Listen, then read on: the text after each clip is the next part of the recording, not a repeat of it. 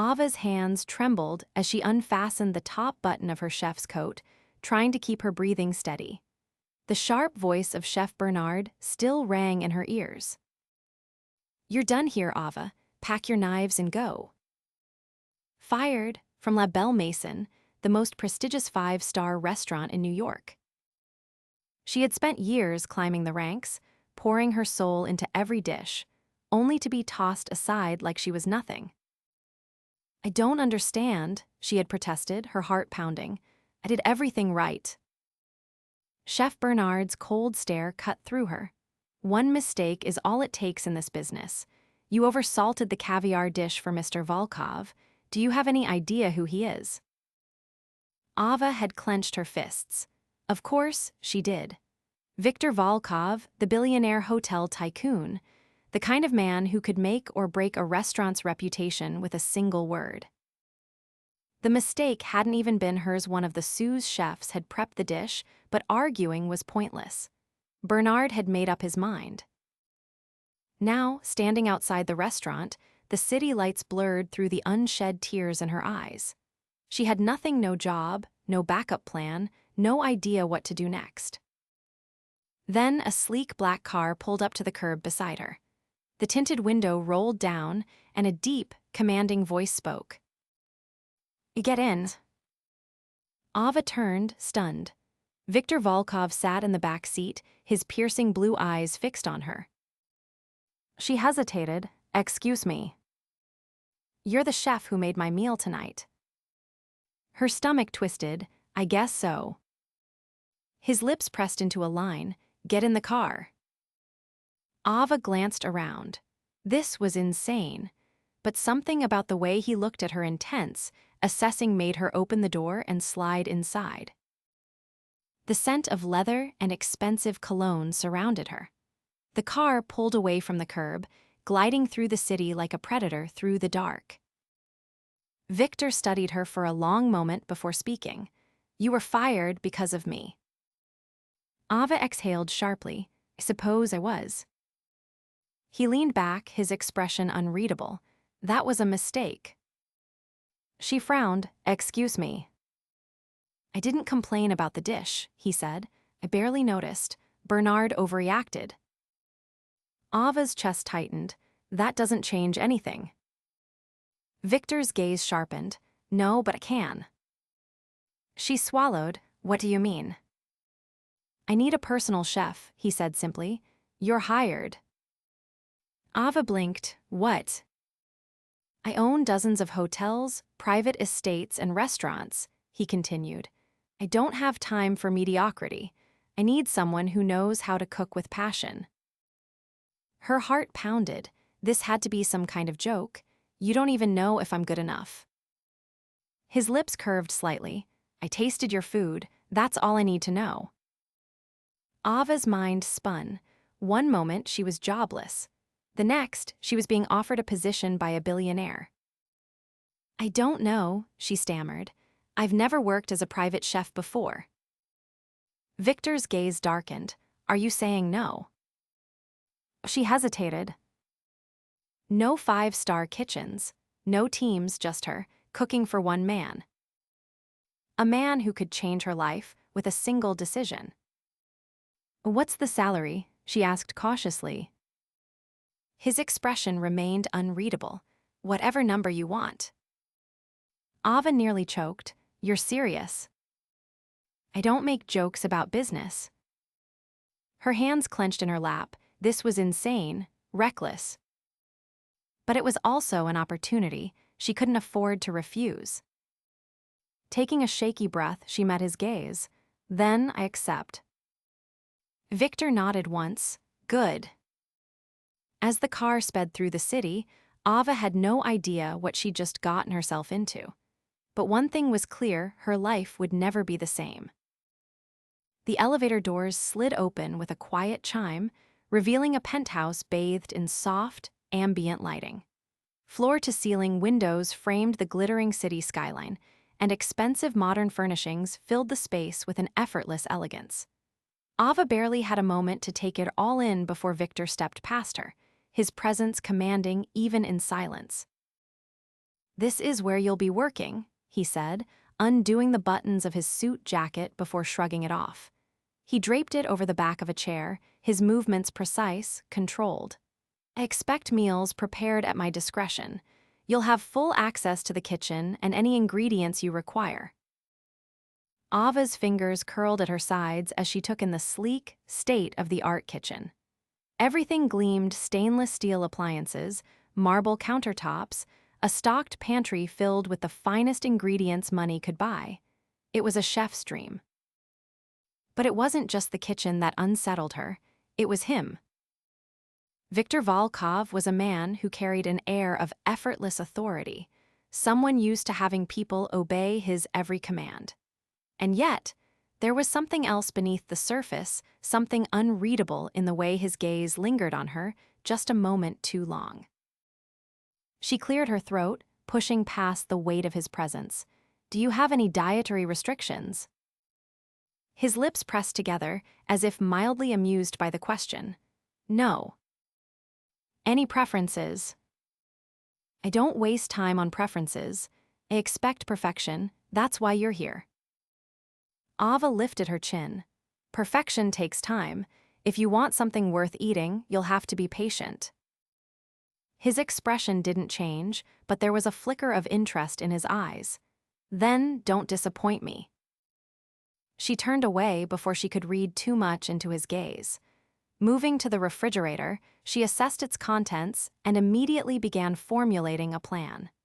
If he wanted perfection, she would deliver it, but on her terms. The kitchen became her domain the moment she picked up a knife. She diced, seared, and plated with the fluid motions of someone who had spent years honing her craft. The scent of butter and fresh herbs filled the air, and when she finally set the dish in front of him at the dining table, she didn't wait for his approval. Instead, she crossed her arms and watched. Viktor cut into the dish with deliberate ease, lifting a bite to his lips. He chewed slowly, his expression unreadable. Then, after what felt like an eternity, he set his fork down. "It's exceptional." Ava exhaled, only now realizing she'd been holding her breath. "You already knew that, though, didn't you?" he added, his gaze sharp. She met his stare without flinching. "I don't serve anything I'm not proud of." Something shifted between them in that moment, an unspoken challenge laced with curiosity. He was testing her, but she wasn't the type to back down. Viktor took another bite, then leaned back in his chair. "You'll start tomorrow morning, breakfast at 7. Ava nodded, wiping her hands on her apron. "Understood." He studied her for a beat longer before rising from his seat. "One more thing." She paused. "Yes." "You're not just here to cook," he said evenly. "You're here because I don't tolerate mediocrity. If you ever serve me anything less than this," he gestured to the plate, now nearly empty, "then you're gone." Ava's pulse quickened, but she didn't let it show. Instead, she met his gaze with unwavering resolve. "Then I guess I'm not going anywhere." For the first time that night, something almost like approval flickered across Viktor's face. Then, without another word, he turned and disappeared down the hall, leaving her standing alone in the vast, quiet penthouse. Ava exhaled slowly, pressing a hand to the counter to steady herself. She had no idea what she had just stepped into. But one thing was certain, this job was about to change everything. Ava adjusted the strap of her apron and glanced at the gleaming countertop in front of her. The sun had barely risen, casting golden light through the floor to ceiling windows of Viktor's penthouse. She had been up for hours, meticulously preparing breakfast. The silence of the penthouse was unnerving. Unlike the chaotic energy of a professional kitchen, where orders were shouted and pans clattered, this space felt almost too pristine, like she was intruding on something private. She plated the final dish, a delicate omelet with fresh herbs, smoked salmon, and creme fraiche, just as she heard the sound of footsteps approaching. Viktor stepped into the kitchen, his presence filling the space effortlessly. He had already showered, the faint scent of something dark and expensive lingering in the air. His crisp white shirt was unbuttoned at the collar, the sleeves rolled up just enough to reveal strong forearms. Ava forced herself to focus as she slid the plate onto the dining table. Viktor took his seat without a word, lifting his fork and cutting into the omelet with precise movements. She watched, waiting for a reaction. He took a bite, chewed thoughtfully, then set his fork down. His expression remained unreadable, but instead of offering a critique, he reached for his coffee and took a slow sip. Ava crossed her arms. "Well." He glanced up at her. "You're still here, aren't you?" She exhaled through her nose. "You have a terrible way of giving compliments." Something flickered in his gaze, something she couldn't quite place, but he didn't respond. Instead, he continued eating, the quiet between them stretching out. Ava wasn't used to this. In a restaurant, everything moved quickly. Here, everything was slower, more deliberate. She wasn't sure if she liked it. "You're uncomfortable," Viktor observed as he set his fork down again. She straightened. "I'm not." His eyes held hers for a long moment before he leaned back slightly in his chair. "You don't like silence." Ava hesitated. "I'm used to kitchens, noise, movement." His expression didn't change, but there was something almost considering in the way he studied her. "You'll adjust." She wasn't sure if that was a command or a prediction. Before she could respond, a sharp knock sounded at the door. A moment later, a man in a dark suit entered one of Viktor's assistants, judging by the way he carried himself. He handed Viktor a folder, murmured something too low for Ava to catch, then disappeared as quickly as he had arrived. Viktor flipped the folder open, scanning the pages with quick efficiency. Ava took the opportunity to clear the table, but as she reached for his empty plate, he spoke without looking up. "Do you always cook for others and never for yourself?" She blinked, caught off guard by the question. "I eat." He glanced up. "That's not what I asked." She hesitated before shrugging. "Cooking is different when it's for yourself, less exciting." Viktor closed the folder and set it aside. "Make something for yourself next time." Ava frowned. "That's not my job." His gaze didn't waver. "It is now." She wasn't sure what to do with that. Before she could respond, Viktor pushed back his chair and stood. He adjusted the cuffs of his shirt with practiced ease, then picked up the folder and started toward the door. Just as he reached it, he paused. "Dinner," he said without turning. "Surprise me." Then he was gone, leaving Ava standing in the quiet, wondering how a man so unreadable could be so impossible to ignore. Ava placed the final touch on the plate, a drizzle of truffle-infused reduction that gleamed under the dining room's soft lighting. She stepped back, assessing her work with a critical eye. Every element was precisely where it needed to be, a perfect balance of flavor and presentation. It was the kind of dish that would have graced the tables at La Belle Maison, but tonight, it was meant for one man alone. Viktor entered the room without announcement, his presence magnetic even in the quiet. He had changed from his earlier attire, now dressed in a dark, open-collared shirt that made him look almost relaxed. Almost. He took his seat at the table, his movements as deliberate as ever, and lifted his gaze to her. "You didn't ask me what I wanted," he observed. Ava folded her arms. "You told me to surprise you." A flicker of something unreadable crossed his face before he picked up his fork. He tasted the dish, chewing in contemplative silence before setting his utensils down. His eyes met hers, piercing and unwavering. "It's exquisite," he said, his voice quieter than usual. A slow breath escaped her, though she hadn't realized she'd been holding one. His approval shouldn't have mattered. She'd spent years perfecting her craft, facing harsher critics, but something about his words settled deep inside her, lingering. He gestured to the empty seat across from him. "Sit." Ava hesitated. "I'm not here to." You cooked for me, now sit. Something in his tone left no room for argument, not because it was commanding, but because there was an edge of something else, something gentler. She lowered herself into the chair, feeling strangely out of place across from him in such an intimate setting. Viktor poured a glass of wine and slid it toward her. She stared at it, then at him. You don't usually drink while you eat, she noted. He leaned back slightly, studying her. You pay attention. It's my job. He tilted his head slightly. And yet, I find myself wondering if you do it because you have to or because you want to. Ava's fingers curled around the stem of the glass, the coolness grounding her. You're not an easy man to cook for. His lips quirked at that, the closest thing to amusement she'd seen from him. Because I have high expectations. Because you don't let people in easily. A beat of silence stretched between them.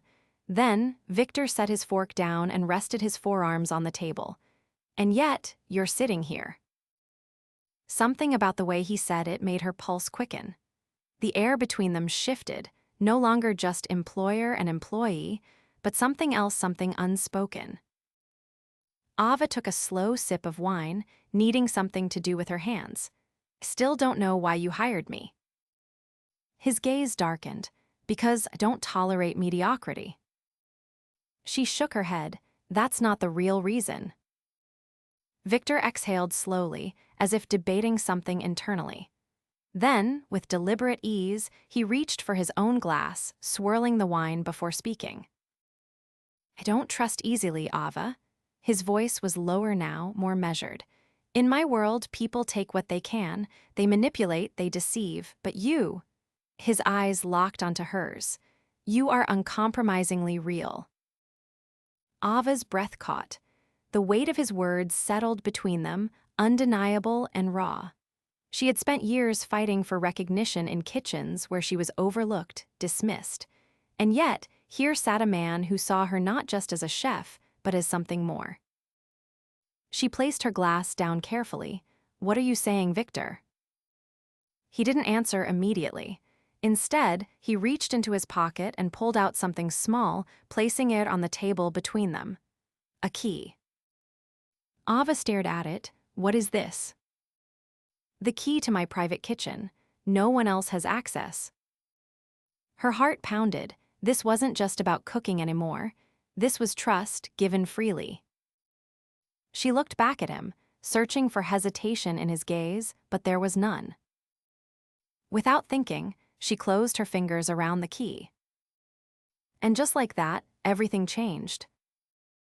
Ava turned the key over in her fingers, its cool weight pressing against her palm. Viktor had handed it to her without hesitation, but she hesitated now. This wasn't just access to a kitchen. It was access to him, to his world, to something deeper than she'd expected when she'd first stepped into his car that night. She exhaled slowly, slipping the key into her pocket. You trust me with this. Viktor's gaze remained steady. I don't give trust easily. She knew that much already.